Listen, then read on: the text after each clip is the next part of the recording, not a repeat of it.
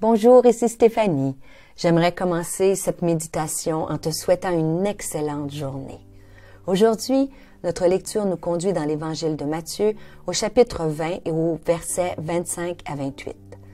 Alors Jésus les appela tous auprès de lui et dit, « Vous savez ce qui se passe dans les nations. Les chefs politiques dominent sur leur peuple et les grands personnages font peser sur eux leur autorité. Qu'il n'en soit pas ici parmi vous. Au contraire, si quelqu'un veut être grand parmi vous, qu'il soit votre serviteur. Si quelqu'un veut être le premier parmi vous, qu'il soit votre esclave. Car le Fils de l'homme n'est pas venu pour se faire servir, mais pour servir lui-même et donner sa vie en rançon pour beaucoup. » À partir de ce magnifique texte, j'aimerais t'encourager aujourd'hui à développer, à rechercher un cœur de serviteur.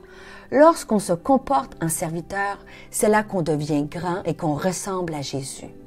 Jésus, le Fils de Dieu, alors qu'il arrivera à la fin de son ministère, alors qu'il sait que Judas va le livrer, qu'il sera cloué sur une croix, Jésus lavera les pieds de ses disciples. Il enlèvera ses vêtements et essuiera leurs pieds.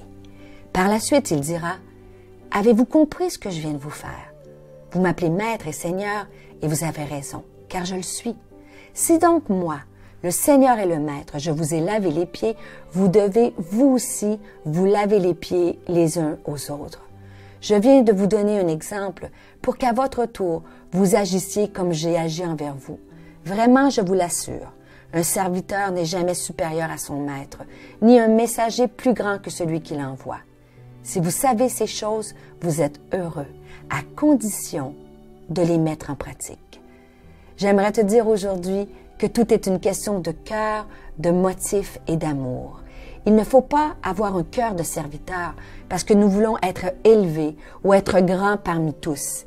Il faut avoir ce cœur parce que nous aimons les gens. Jésus était animé par l'amour. Jésus a donné sa vie par amour pour nous.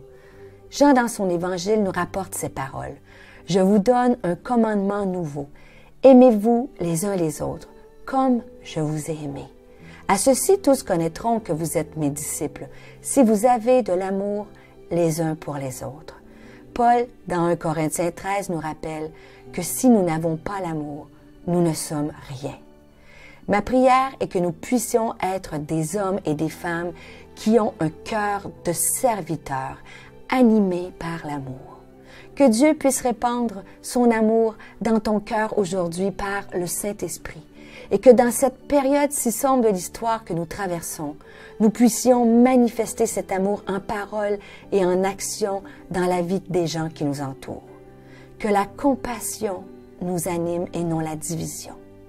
Que Dieu te bénisse aujourd'hui et qu'il te remplisse de son amour. Je te souhaite une excellente journée. Si cette méditation t'a encouragé, pense à la partager autour de toi. Pour nous retrouver chaque jour, abonne-toi et active la cloche.